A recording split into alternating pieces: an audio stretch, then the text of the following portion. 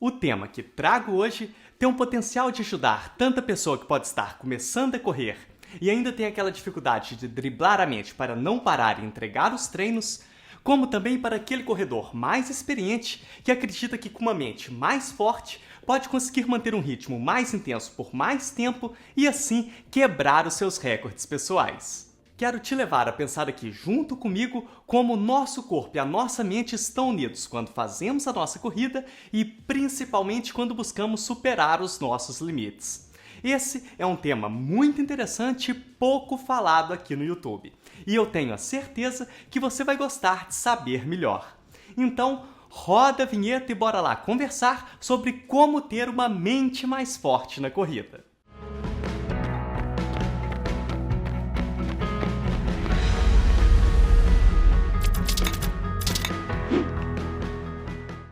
Olá, corredores! Eu sou o Jaime e esse aqui é o canal Pronto para Correr, onde você encontra informações de forma direta para te conscientizar sobre o universo da corrida.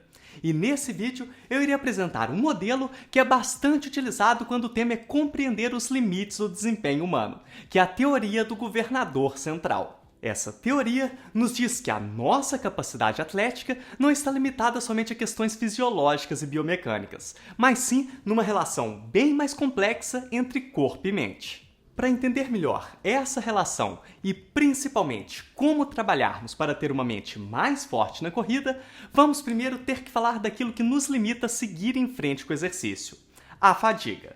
Para começar, eu tenho que dizer que mesmo o termo fadiga, sendo muito utilizado no nosso meio da corrida e também em outros esportes, não existe uma definição definitiva que todos os cientistas irão concordar. Até porque a fadiga é multifatorial, dinâmica, complexa e não linear.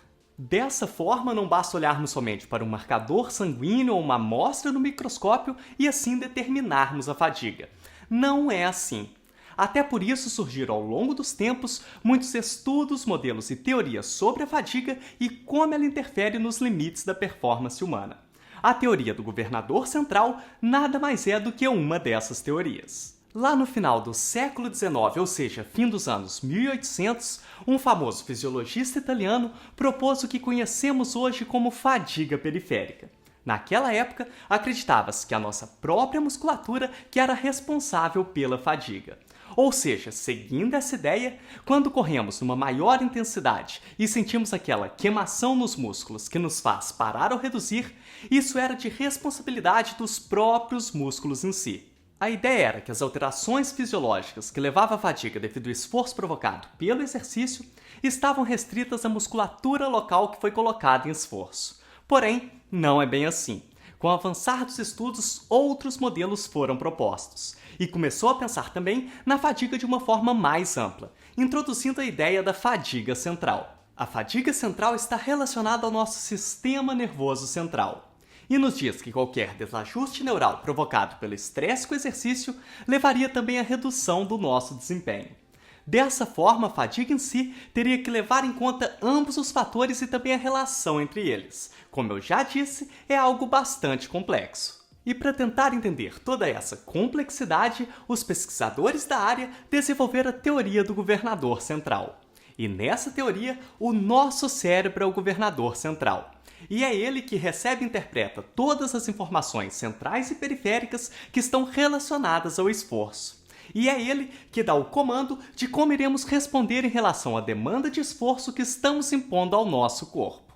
Para Tim Noakes, um dos maiores pesquisadores dessa área, o exercício obrigatoriamente começa e termina no cérebro. Se você é um profissional da área de treinamento, ou quem sabe até mesmo um corredor que goste muito de ler livros técnicos sobre corrida, pode ser que esse nome não lhe seja estranho. Isso porque Tim Noakes é o autor principal de um dos livros de corrida mais consagrados que temos, o Lore of Running, que infelizmente não é tão fácil de encontrar e não existe traduzido. Mas se você lê inglês e gosta muito de livros mais técnicos sobre corrida, fica aí a minha recomendação. Mas voltando aqui para essa teoria, o que faz então o nosso governador central? Ele monitora o nosso corpo durante todo o exercício de forma constante. Isso para evitar que o nosso organismo atinja níveis de estresse que sejam potencialmente perigosos. ou seja, que o nosso corpo não se desvie muito da sua homeostase normal, ou seja, do seu equilíbrio normal, podemos assim dizer.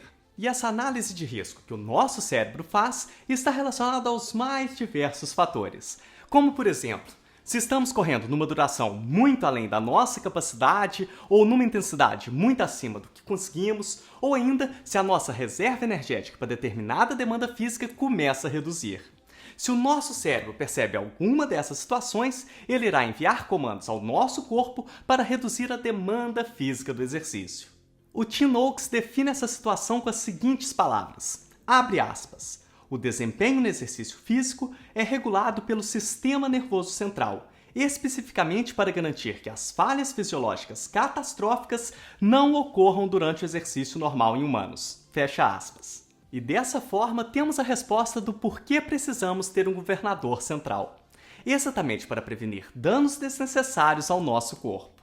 Quando nos excedemos de alguma forma, a nossa mente vai receber estímulos para parar. E percebemos esse estímulo como se fosse um sofrimento, entre aspas. E essa sensação de sofrimento é equilibrada com a nossa motivação. Quando o sofrimento pelo exercício ultrapassar a nossa motivação, iremos parar, ou no mínimo, reduzir. Por exemplo, vamos pensar que estamos ainda no tempo dos nossos antepassados, e para nos alimentar, precisamos caçar. Se estivéssemos perseguindo o animal, iríamos nos esforçar muito para conseguir capturá-lo e assim ter comida e evitar a fome. Essa motivação nos faria atingir e manter certo nível de esforço. Porém, se nessa mesma situação encontrássemos um urso pelo caminho e de caçador nos transformássemos em caça, certamente para fugir iríamos nos esforçar muito mais, porque ali essa fuga custaria a nossa vida. Sei que esse exemplo que eu acabei de dar é um pouco exagerado e felizmente fora da realidade atual, pelo menos de grande parte da humanidade. Porém, é um exemplo que serve para mostrar que esse equilíbrio entre sofrimento e motivação pode variar bastante dependendo do que está em jogo. Já agora eu vou dar um exemplo aqui um pouco mais próximo da nossa realidade. Vamos supor aí que estamos correndo uma prova bem complicada, sei lá, uma maratona. E então, desde o quilômetro 32, a pessoa está ali bem cansada, em sofrimento, com as reservas de energias ali mais baixas, ou seja, aquilo que costumamos dizer que a pessoa bateu no muro. Mas então, essa pessoa persiste, segue em frente, e quando vê a placa lá do quilômetro 40 ou 41, ela desperta. Parece que, como num milagre, consegue agora forçar ainda mais e fazer até mesmo as melhores parciais da prova. O que tem a dizer é que não foi nenhum milagre que aconteceu ali, mas sim foi o governador central da pessoa que estava agindo. O cérebro, quando percebeu que já estava nos momentos finais da prova, detectou que já não havia grandes riscos envolvidos em aumentar a intensidade e permitiu que a pessoa acelerasse. E essa permissão acaba que vem não só com a redução do sofrimento, mas também com uma sensação muito boa, que mostra que dá para aumentar o ritmo. Porém, nesse ponto do vídeo eu tenho que fazer um alerta. Muita gente pode pensar então que todo o resultado, todo o desempenho está na realidade na nossa mente. E não é bem assim. Realmente, se tivermos uma mente mais forte, conseguimos suportar um maior sofrimento. Porém, o limite absoluto da nossa performance é definido pelas nossas capacidades fisiológicas e biomecânicas. O governador central consegue definir o quão próximo desse limite absoluto podemos chegar. E certamente o treinamento nos faz suportar um maior sofrimento. E um estudo bem interessante mostrou exatamente isso. Nesse estudo, os voluntários deveriam colocar as mãos num recipiente com água muito gelada, a 2 graus Celsius, e manter lá o maior tempo possível. E os voluntários que eram atletas conseguiram manter por muito mais tempo do que os voluntários que não eram atletas.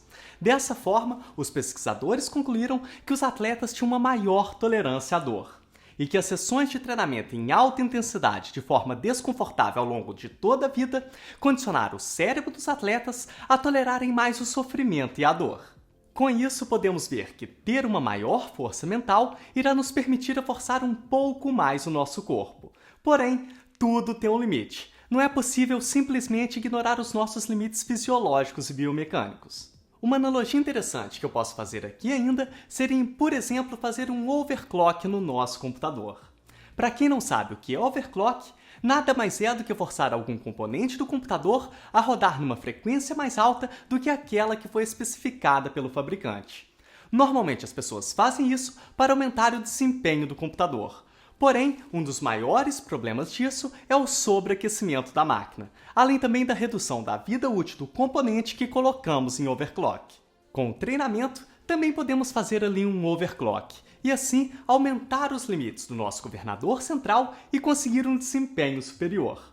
Porém, esse overclock deve ser programado, porque senão o seu corpo, que seria aqui nessa comparação a sua máquina, poderá se lesionar ou entrar em overtraining, que é quando perdemos a performance por excesso de treinamento e falta de recuperação adequada. Nesse ponto do vídeo, eu acho que você já pegou a ideia de como funciona o nosso governador central. Mas agora eu irei dar dicas de como podemos fazer para trabalhar o nosso cérebro para suportar um maior sofrimento e assim obtermos melhores resultados com a corrida de uma forma consciente. Mas antes, se você está gostando desse vídeo, já sabe o que fazer, não é? É aquilo de sempre para o YouTube entender que o conteúdo é bom e entregar esse vídeo a muito mais pessoas. E se você é novo por aqui e gostou daquilo que viu, espero poder contar contigo como inscrito aqui do canal. Então, bora lá para as dicas. E para começar, a mais importante de todas é contar com um treinamento individualizado que tenha uma distribuição correta da carga de treinamento dentro das suas capacidades atuais. Isso é importante para que você consiga forçar no momento certo e com esforço adequado, sem ser fraco demais, mas também sem se exceder.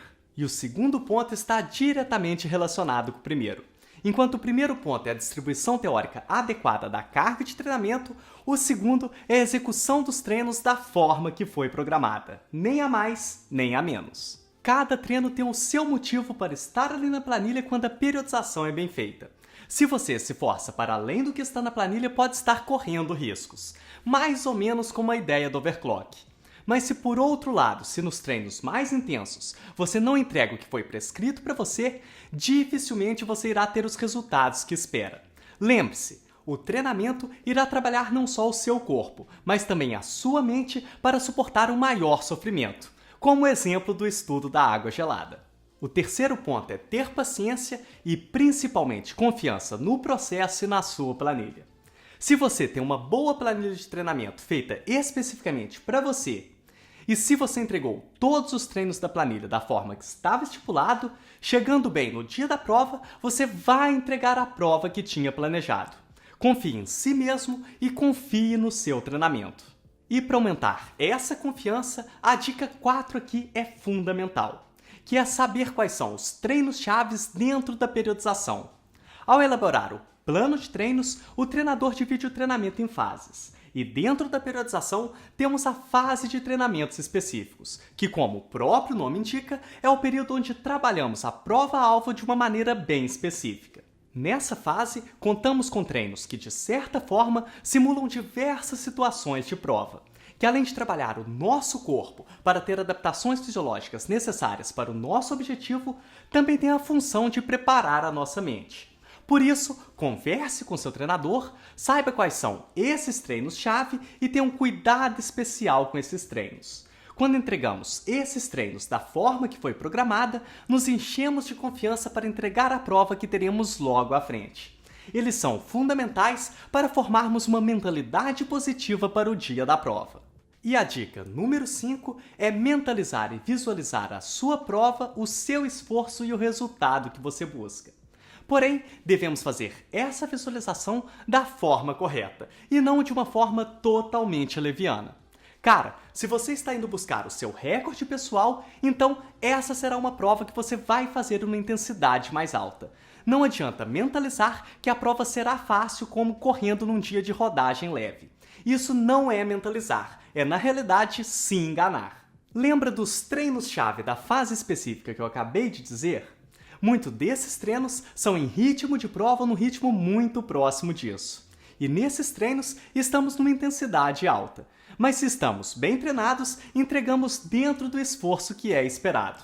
Você tem que mentalizar esse esforço. Mentalizar se sentindo bem e manter esse ritmo durante toda a prova.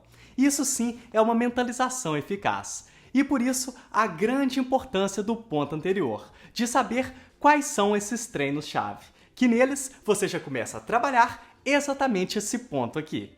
Falando um pouquinho aqui da minha experiência pessoal, quando eu tenho um desses treinos-chave e entrego ele bem, principalmente próximo da prova, eu saio cheio de confiança. Que se as condições que não dependem de mim no dia da prova estiverem a meu favor, como a temperatura, por exemplo, eu vou conseguir entregar tudo aquilo que depende de mim, porque o treinamento foi bem feito e eu tenho confiança que eu posso entregar. E uma dica extra aqui para quem não está se preparando para provas, mas sim está começando a correr, é que ter um propósito maior muitas das vezes pode ajudar. Mas aí você pode estar pensando, mas como assim?